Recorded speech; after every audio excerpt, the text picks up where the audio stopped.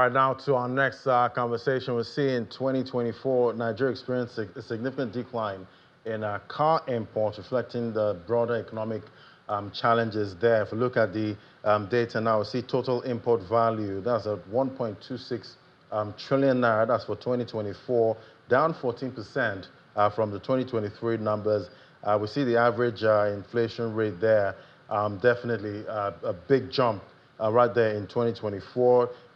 Foreign exchange, not 1,500 level for the most part of 2024. Used vehicle imports, we see that at 138 billion naira in 2024 from 819, down 83%. So we're seeing a big changes right there in Nigeria's auto industry. To help us unpack this, we have Jeffrey Mokeriafo as the CEO, Jeff Worldwide, joining me right here in the studio. It's great to have you. Hello. Good afternoon. Good afternoon, Jeff. So, the data is showing quite the number, there when you're looking at total import value, of cars into the country. We're seeing a big drop in 2024 when you compare that, with 2023. Is that your experience? Because I know you sell cars.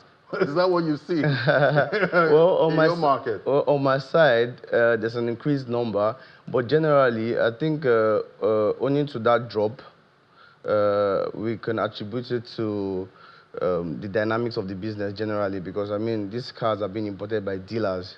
Dealers like me, So maybe the market wasn't too favorable for some of them, so they had to back out, A lot of challenges come with the business. Right. There's a full list of them. Well, you're still seeing, most of these buyers, swarming into the business like we used to see before, before we saw the devaluation of the naira.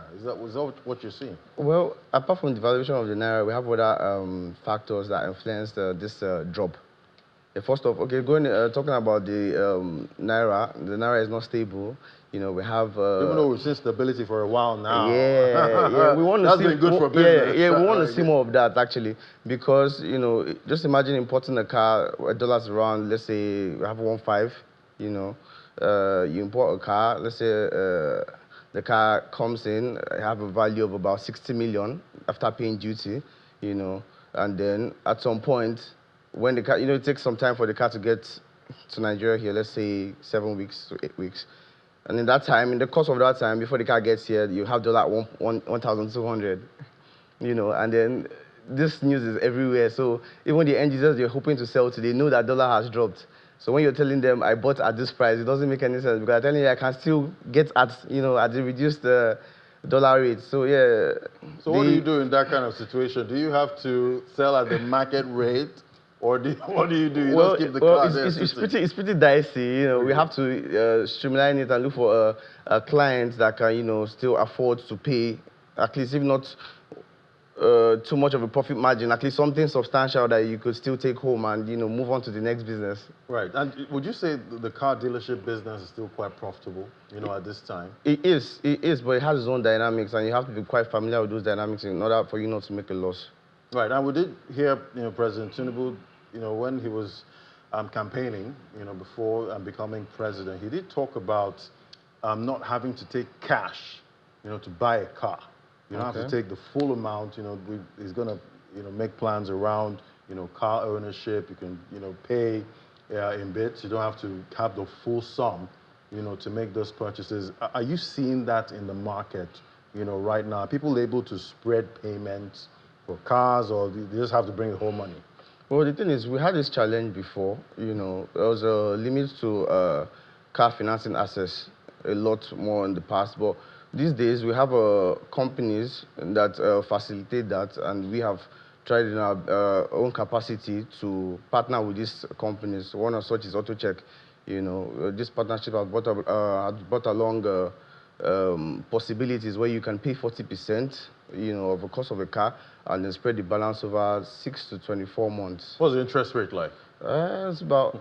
So that's where people struggle. Well, it's not too high. It's about, let's say, 2.3, 2.5% on the remaining balance monthly, and then you could do 6 to 24 months. Sometimes 36 months if That's Or what you you can drive want. away with that car. Yeah, you could drive away with that car. You could come to my office, there's a car for 100 million, you pay 40, yeah. And you 100 drive, million yeah, on you this pay 40. salary? Wow. Yeah. But it's quite interesting. Before now, you could get a brand new car for about 4 million. There was a time, and it doesn't seem that far away. But now we're seeing used cars commanding up to 30 million. Oh, that's true. You're not wrong. Yes. But if you look at the exchange rates in those days and you compare that to Yeah, the exchange rate right now, yes. it's not the same And, thing. salaries have not matched up. We're still seeing minimum wage, Exactly. at about 70, at this point. So it seems affordability will be a big problem, Yes, at this time. I can say that a good 90% of Nigerians cannot afford brand new cars. So the used cars are dominating the market right now. Well, the market is well dominated by used cars everywhere. And we have some, Nigerian brands that are Yes. making cars. Yes, we but do we don't have- see them at the car lots. That's the for thing. sale. We do have some Nigerian brands that make brand new cars. We have Innocent, we have Nord. Yeah, but you see, those cars, we can say they're just a little number of Nigerians that are really interested in driving our own brands.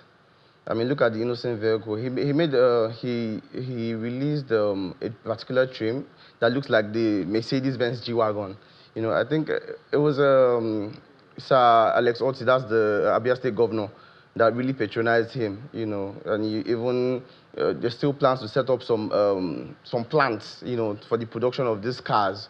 But generally, if you look at the market space, if someone comes to meet me and says they want a car, if you put a G-Wagon and an Innocent together, they will most probably go for the G-Wagon. So it's still taste. It's still taste, So yeah, it's down to taste, and we have to respect that because that's what the consumer market commands. Right. Yeah. All right. What about electric vehicles? We've been talking a lot about that, but how's that moving? Well, Here we're seeing plans for EVs. Well, the adaptation is going on, though it's quite slow.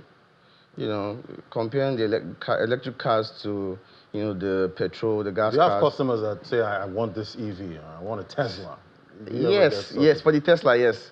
The Tesla went well. Yeah, we have people buying Tesla cars, cyber trucks, but when it comes to, the other ones, people just prefer, especially when it comes to the performance cars, people prefer that raw, naturally aspirated V8 engines to the EV one. So, and I can say on the EV side, they're doing a lot more because you see some cars coming these days with half EV, half, the hybrids. Yeah, Right. the hybrids, So, yeah, it's slowly getting adopted by the Nigerian space, the Nigerian market space, but we still have a long way to go. Right. I remember seeing one image sometime on social media. I guess an EV owner was trying to charge it. I think it was plugged to some kind of weird extension.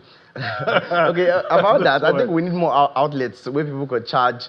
I think if we could get an outlet at every petrol station, then we could, boost the reliance on EV cars. Also, talking about what you saw, I also saw, a little video where a car was moving and it was being charged by a generator, a Honda generator at the trunk of the car. So, That's incredible. more ports would do a lot of good for the EV. I'm being a Band-Aid customer at this point. Try to charge your EV. You have to. Well, but definitely we're hoping at some point we can get more Nigerian made cars so that we reduce reliance on importing. Yeah. I know that's where you get most of your business. Well, we don't mind. We are as a company, we shift to the dynamics of how things roll. If things roll in a particular way, it is only our duty to incorporate that and go with the flow. Yeah, but I'm seeing a lot of constraints with it because even these so-called like the Nigerian brands too, they still import the parts that they use in assembling their cars and everything. So we have a long way to go. We are still fully reliant on exchange rates and other import costs. Whichever way. It's just that it's less with the Nigerian car making companies. Right. Yeah. And we do know about the duties. Oh wow. Yeah. That's how many percent now? Well, you have a 20% on base duty. you have a 15% levy. You have that's of the car's value. The That's value of the 20% car. of the car's value, 15% levy of the car's value, 7.5% surcharge, you know, Wow. of the import value, and then you have another 0.5 on ECOWAS, another charge. So you pay all of that. That's about 40%. So let's say on the value of the car. Yeah, let's just say you get a car for $60,000, average at 100 million. You have to pay like 40 million on duty. Incredible. Really wow. incredible. Thank you so much. It was great having this conversation with you. This was Jeffrey Okera for the CEO, Jeff Worldwide. Thank you for coming on today. Yeah, thank you too.